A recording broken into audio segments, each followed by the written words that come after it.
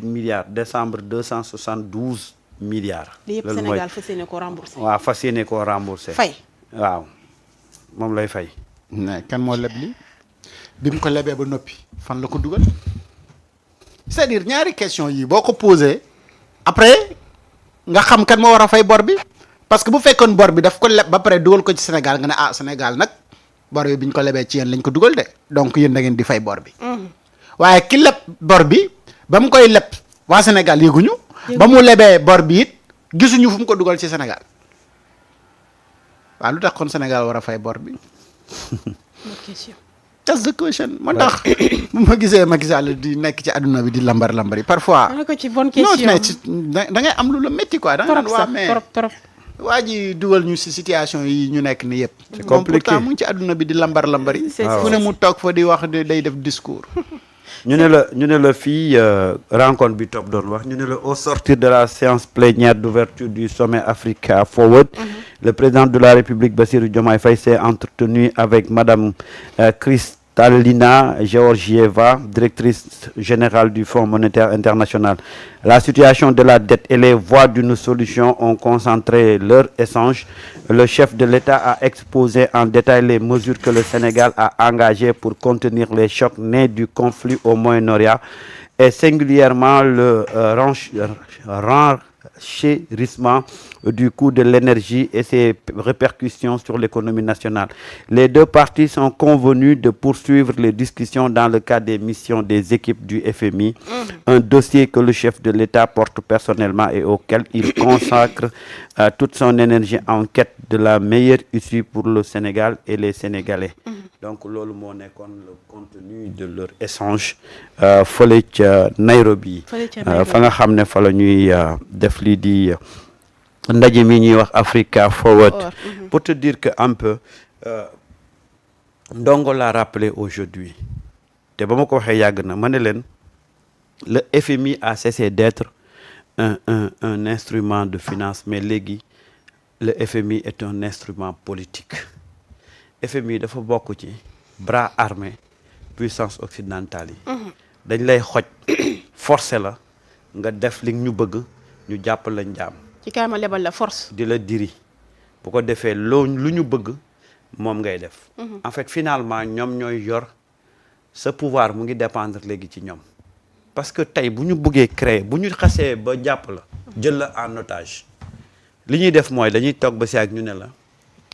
teggil subvention ci électricité bi boo teggee sa subvention prix électricité bi yokk citoyen bi moo koy yëg ñu toog ba si ñu ne la il faut nga teggi subvention bi nga def ci prix de l'eau boo ko teggee prix ndox mi yokk loolu nag dafay dem ba dafay créer benn crise tension sociale au niveau interne parce que bu prix électricité bi yokkee prix ndox mi yokk yenn denrées yi yokk nga gis nag mu commencé am benn front social ci sa biir réew.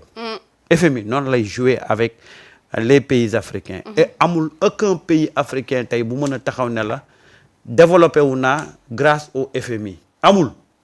c'est-à-dire que on est en train de vivre benn illusion avec le FMI malheureusement pendant des années dañu foog ne FMI suñu àndut ak moom on peut pas se développer tey. Le FMI nous impose un plan de restructuration malheureusement les hommes politiques qui en parlent mënuñ la wax tey lan mooy njeexitalu plan de restructuration yi parce que ce que le FMI veut mooy avoir un contrôle et une mainmise ci suñu ressources yi ak suñu économie est-ce qu'on va pas accepter ça on a la possibilité de se départir pas de se séparer du FMI une fois encore mais de se départir de ne plus être otage du FMI on peut toujours collaborer c'est possible mais na FMI amee woon mainmise ci suñu doxalin loolu moo war a dañ looloo war a dakk te je pense que loolu mooy yoonu souveraineté tu ne peux pas être souverain ba pare te yow sa économie c'est porté par des puissances étrangères pendant longtemps on nous a parlé de croissance économique boo xam ne dafa yéeg pourquoi amul répercussion ci panier ménagère bi lan moo tax parce que croissance boobu ay sociétés étrangères ñoom ñoo ko porté la ñuy gagné dañ koy yóbbuwaat seen bitim réew duñ ko bàyyi fii su ko defee le taux peut mën na yëg mën na am benn progression mais ci ñan ñan ñoo koy yëg les Sénégalais duñ ko yëg. déedéet. Voilà un peu. moo tax des fois ñu lay wax taux de croissance xaw ma j'ai oublié le terme. Mais bref c'est pour dire que taux de croissance bi ñu doon wax yëpp naan nous avons fait de très bons résultats c'était porté par des entreprises étrangères. Et ça c'est ça qui fait que à l'époque on pouvait pas sentir loolu au niveau panier ménagère bi mënuñ ko woon sentir. Bref moi je pense que aujourd'hui nous avons un État qui a pris la décision de prendre à bras le corps sa souveraineté.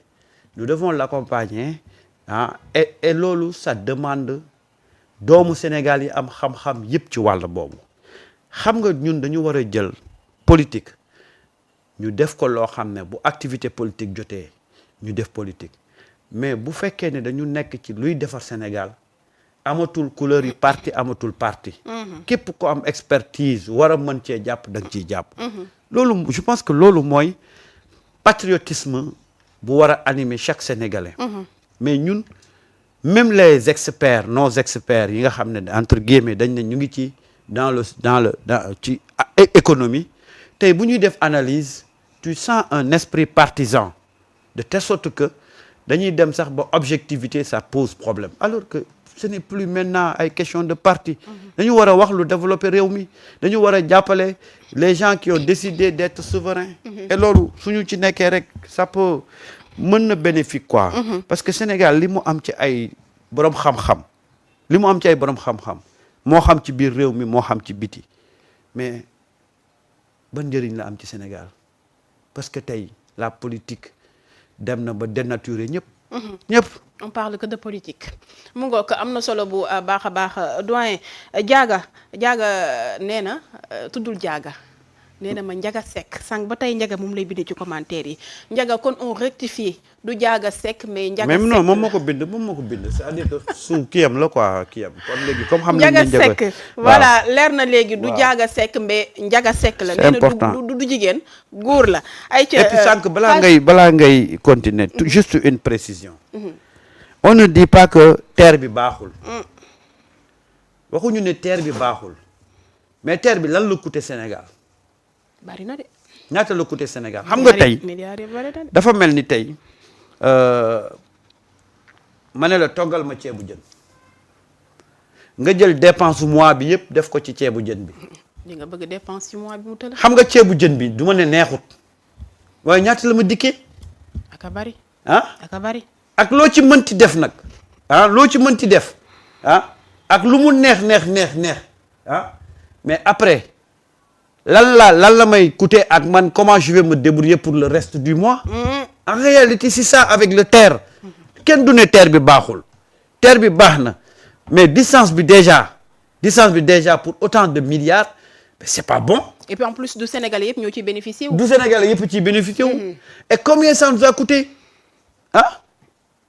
c'est exactement ça tey bu ma ne la toggal ceebu jën nga jël dépense su kër gi yëpp def ko ci ceebu jën bi non seulement suurul waa kër gi yëpp mais jël nga dépense bi li des ci mois bi yëpp def ko ci ceebu jën bi. mais danaa ko lekk mais du ma tàqamti ko. déedéet. kay dama koy rekk ay rongoñ di génn nga foog ne kaani gi la fekk maa ngi xalaat nan lay dabalee li des ci weer bi waa ceebu jën boobu lu mu neex est-ce que jaroon na ko. déedéet. C'est exactement ça avec le terre. Mais une fois encore on ne dit pas que le terre c'est pas bon duñ ko wax. mais dañuy wax ne nag combien ça a coûté aux contribuables sénégalais. Et après comment on va faire pour que ça soit rentable pour le Sénégal et les Sénégalais. C'est ça le problème de qu'on a avec le terre. waaye bu ñu sañoon ni dëkk yi amee terre noonu la ko Sénégal di amee mais dëkk yi am terre dama laajte yan question lañ réglé avant ñu yegg si ci terre. Est-ce que dañoo xëy suba teel rek daal di wutal si terre. dafa am ay question de base yoo xam ne moom la ñu réglé avant ñuy wutal si terre et noonu la développement di demee waaw. terre. mais y a mieux que terre ci li ñu am ak terre bi. parce que dans d'autres pays boo demee ci même somme bi dañ lay wax ne la mais liñ ci am ëpp na lii. waaw. et terre bi naka lañ ko amee ci yenn condition lañ ko amee ak intérêt wu kan la suñu terre bi naam baax na ñu ngi am terre mais c'était pour suqali benn entreprise française bu nekkoon en faillite. Alors que le projet waroon na actuellement ci li ñu fii fay plus de 1000 milliards di dem mais terre bi waruloon yem jëm ñaajo rek. mooy li ma doon wax sànq doyen rek. non mais waroon na ba mu wax ba Tamba. ci même prix bi. En réalité le projet c'était ça. mais tey xam nga terre bi à 1000 milliards nga amoon terre muy jógee Ndakaaru dem di Tamba ba Kidira mais konoon kenn du kaas. kenn du la wax ne la xaalis bi moo tax tout à l'heure ñu doon wax ne xaalis bi leb nañu ko ana kan moo ko leb bi mu ko lebee fan la ko dugal bu ñu trouver donc cette question là mais après dinañ xam ne lii la mais bu fekkoon ne xaalis bi ñu leb dañ ko dugal ci Sénégal konoon sénégalais yi du ñu poser question bi parce que xam nañ ne xaalis bi ñu leb mu ngi nii. mais problème bi ñu am mooy ana xaalis bi ñu leb fan la dugg ci Sénégal boo gisamee Sénégal doo ko gis li ñu lay wax ne la ñuy def 1000 milliards boo demee da ngay gis ne surfacturation moo ci am donc amuñu problème ak terre bi mais problème de surfacturation la ñu am ak terre bi. Alstom lañ dem fekk mu daanu.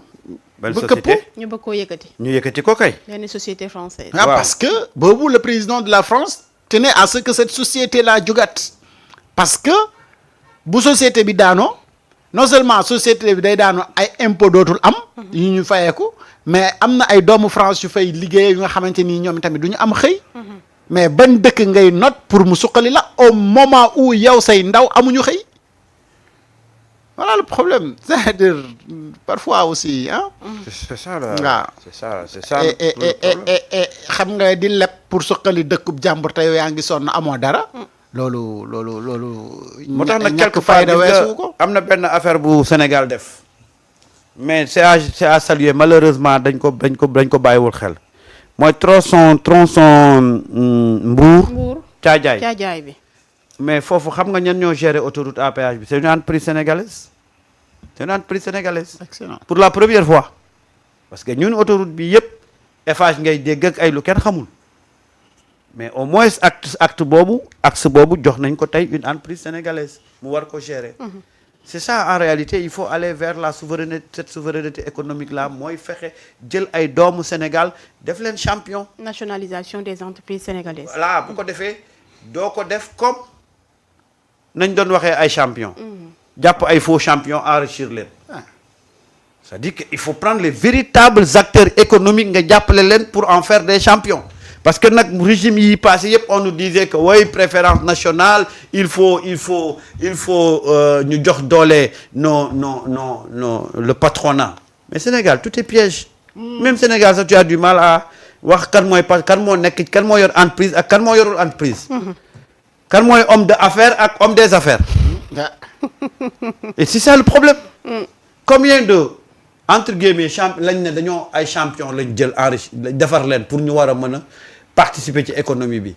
ñu jël xaalis bi on jox nañ leen ay marché yu bëri tey ana champion yooyu. sous l'ère de Wade on avait des champions. après bi Wade daano. Sénégal ngay ñëw. waaw. ki ngay wax ne la c'est un champion c'est un patron. mais mënu la def success story parce que amu ko. mu ngi noonu. c'est-à-dire mënu la wax histoire am moom nan la def ba réussir dans la vie.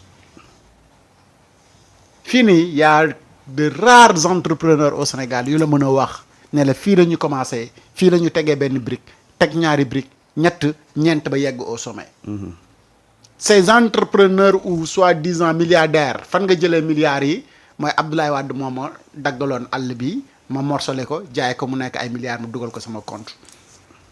ñoom ñëpp suufu réew mi si la ñu nekkee milliardaire wala marché sangam la woon ñu jox ma ko ma nekk ci lii waa ji ñëw ma assisté ba ñu koy wàcce ñu wàccee ko ba pare viré xaalis bi sama compte ma jël ko nekk milliardaire. Ils n'ont pas d'histoire entrepreneuriale. Ils sont pas des champions. amuñu benn expérience ak benn expertise benn domaine ña nga xamante ni ñoo ko amas kës néew ñoom ñooñu ñuy def milliardaire ñoo leen di note pour que ñii waroon nekk de véritables champions du ñu génn et aujourd'hui bu ñu ñëwee pour nationaliser yenn yi mooy que ni ñu ngi woo bëgg a def de véritables entrepreneurs des champions et ñooñu bu ñu demee ba yegg au sommet dinañu mën a pérenniser la création de l'emploi te dinañ mën a maintenir également seen entreprise yooyu mën a créer waat d'autres entreprises. Le gars je le dama ko contre trop mais sa philosophie d'entrepreneuriat daf may parfois impressionné. kooku la. kooku Musk. ah Musk ah Elon Musk. Elon Musk waaw. parce que Elon Musk moom daf lay wax ne je ne crée pas des entreprises pour se faire de l'argent je me fais de l'argent pour créer des entreprises et à chaque fois qu'il y a une création d'une nouvelle entreprise on crée encore des emplois. Des emplois. et mais on gagne de l'argent pour créer encore voilà noonu la ko waxee je ne crée pas des entreprises pour gagner de l'argent je gagne de l'argent pour créer des entreprises mais ñun suñu fii gars yi xamuñu lan mooy créer une entreprise boo leen dogalee ay hectares ñu morcelé ko jaay ko noos si takk ciy soxna jënd ci oto yu rafet ñu commencé tabax leen seen kër yu li di lekk seeni dibi ñaari fan ñett nga lay wax ñu wax la ay maladies yu nga xamante ni kenn xamul fan la ko jëlee. ñu commencé leen woy nii rek la ñuy battre. ñuy battre. ñoo gën a baax i maam ndonte seen maam amul histoire. mais bëri yaay. waaw ak bëri bàjjen. et vous voyez chaque régime vient avec ses champions. Ablaye Wade bi mu ñëwee lañ dégg ñoom Cheikh Amar. xam nga Samba mi rek bu xamul dara ci njaayum engrais. waaw bu ñu xëyoon bés rek ne ko yow lañ jox njaayum engrais bi. marché bi waaw. tey rek la gars yi xëy rek def na le gars yi wàcceel ko engrais yi. mu jaay jël dugal ci poosam. absolument. te Samba kenn mësul koo xam ci jënd ak jaay. waaw. mais boo joxee marché engrais kay nga dem ci nga xamante ni si jënd ak jaay lañ ko xam. parce que dama jege pouvoir bi. mais xoolal la doon am ministère de l'économie non de la communication des télécommunications et l'économie numérique. benn ndaw bu yor benn entreprise générale. lépp moo ko doon def formation informatique xam nga ko doon defal gars yi moom rek ay gagné marché bi. et voilà ce qui se passait. ba régime bi daanoo mu daanu. jeex na. léegi et c'est ça le problème aujourd'hui avec même l'emploi des jeunes. parce que da ngay créer benn champion. mu nekk ak yow bu daanoo ña amoon liggéey ils vont se retrouver au chômage. du temps de Wade on avait des Cheikh Amar xam nga ba Wade wàccee kenn déggatul Cheikh Amar. Macky Sall ñëw na on a entendu ay ñoom Ablaye Sylla ba Macky daanoo. Ablaye ne fes. waaw xam nga. ay ñoom Farba Ngom ñoom Farba Ngom ñoom Doro Gueye. ñoom Doro Gueye ñoo ñëpp dañoo ne lañ leen ay homme d'affaires puissant lañ leen jàppee woon Macky Sall wàcc na déggatoo ñooñu. donc tey sur la base de quoi la ñuy wax ne ñii c'est des champions. seen proximité avec un régime. et c'est ça qui est dommage. su ko defee ñu créer bu régime ba daanoo rek seen société daanu.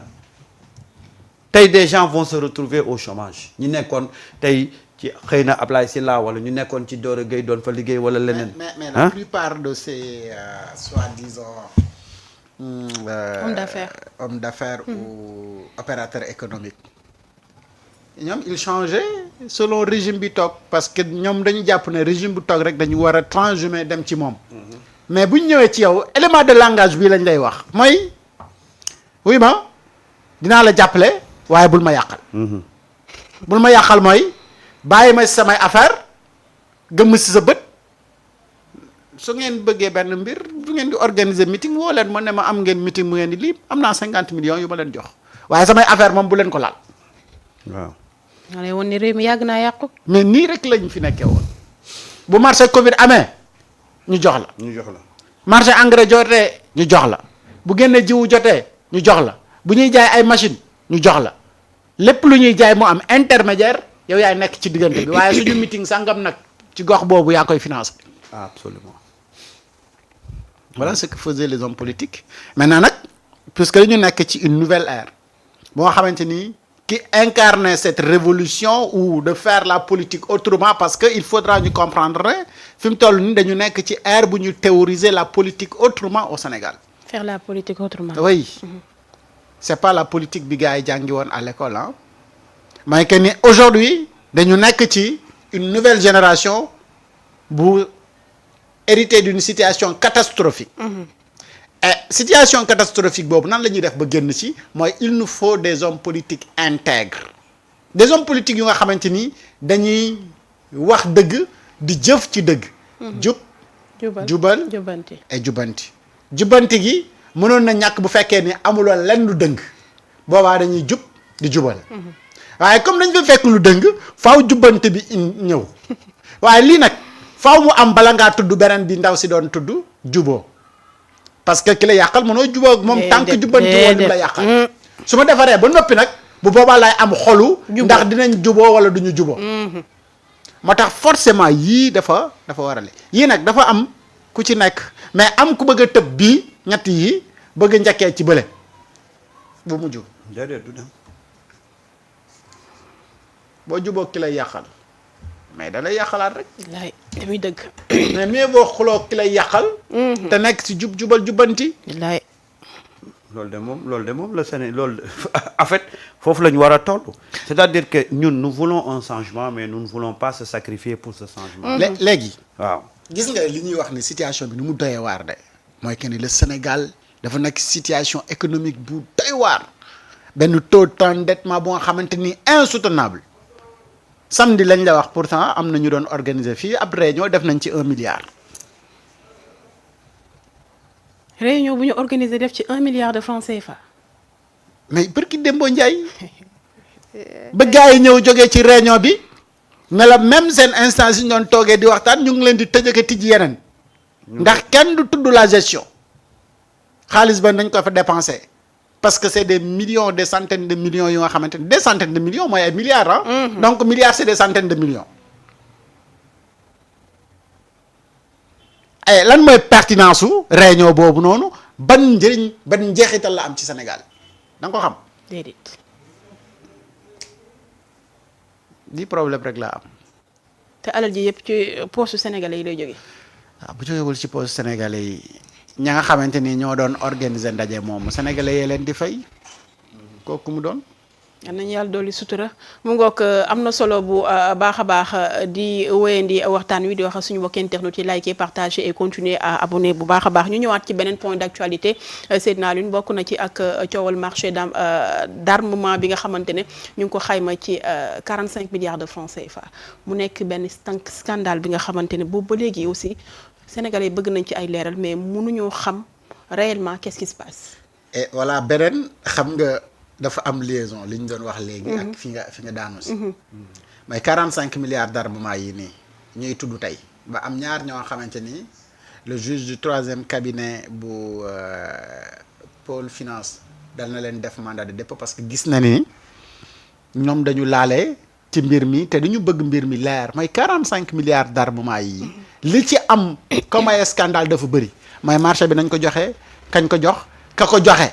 ak ministère ba mu jaar ñu jëndi ko armes yi ba mu ñëwee ba pare fu mu jaar fu mu nekk ak lépp li ci topp ak li ñu ci wax yëpp ba ci surfacturation yi parce que experts yëpp nee nañu lii ñu wax mais mieux mooy ñoom li ñu wax ne la ñu jënd ci marché mais entreprise ba ñu wax ne moom moo lañ ko jëndee sax entreprise boobu nee na gëj naa defar xeetu arme yooyu kenn xamul kañ la 1900 de bërëñat au-delà de détournement de fonds surfacturation mais il y a également de kàcc ci biir. kàcc yi dinañ ko boole ci infraction. mais saisine bi nga xamante ni procureur def na ko pour nag sawaay fi mu toll nii nag jot na ñu xam ana lan dëgg-dëgg moom moo nekk ci marché bii nga xamante ni xaalisu Sénégal la et moment bi nga xamante ni ñu ngi wax ne ñoom ñu ngi leb xaalis te xamuñu fi mu jaar et voilà luy prouver que ni effectivement xaalis ñoom ba ñuy leb kenn xamul fan lañ ko jaarale parce que fii nee nañ 45 milliards d'armement la déggoo woon ne fii gars yi di bëree fii nii ci Pikine ñoom dañ ko facturé woon à ñaata 35 milliards su ma juumulee. laata ki ko mayee ne déet sa waay yéen dugalu leen si ñaar dërëm de kii man maa ko may gratuitement Sénégal 35 milliards yooyu ñu waxoon ne moom lañ fa facturé animu démb ngay dégg mais ministre des sports et de la jeunesse toog di wax ne mais député yi def leen enquête parlementaire ngeen dem ci li nga xamante ni moom la ñu fekk ñu hérité ko ci ay stades yu nga xam ne travaux yi dafa arrêté woon lan moo ko arrêté woon ñaata milliards moo fa duggoon donc ministère même des sports ñaata milliards ay détournement yu nga xamante ni kenn xamul ci lépp lu nga xamante ni moom moo daan am alors léegi enquête bi mu ngay wëy am na ñaar ñu nga xamante ni impliqué na lañ leen ba placé leen sous mandat de dépôt parce que dañu jàpp na ñoom ñi dañ leen di tudd ci ay mbir yu graaw yu nga xamante ni ci ay contrat d'armement la te ñooñu faaw rek ñu xam lan ak ban rôle ban responsabilité dañ ci am ak keneen ku nga xamante ni moom moo ci am responsabilité parce que dossier bi dañ ne la joxoon nañ ko waa section de recherche pour ñu di ci enquêter te nag fi ñu jaar 2021 ba 2024 mais dañu bëgg a xam parce que président de la république moom moo toog ci interview am ne way xamuñu ban arme moo rey xamuñu kan moo joxe woon arme bi. xamuñu képp ku fi dee woon jour bi nga deewee bala ñu laa suuli def nañu autopsie saa suñu génnoon def autopsie médecin bi génn ne kii bal moo ko rey wala lii ministère bi génn communiqué ne hélice wala dangam. donc où sont ces rapports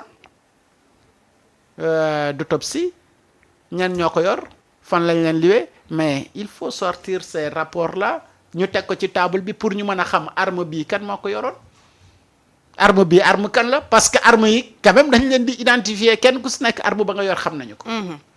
ba tey yow booy dem pour wuti ji autorisation port d'arme il faut nga yóbbu arme yow d'abord bi nga xamante ni moom la ñu lay bindal ñoo xam ne lii mooy sa référence arme ba bu ëllëgee bal bu fa génn fu mu manti dal ñoo xam ne bii si sa bos la génn. dinañ ko mën a identifier.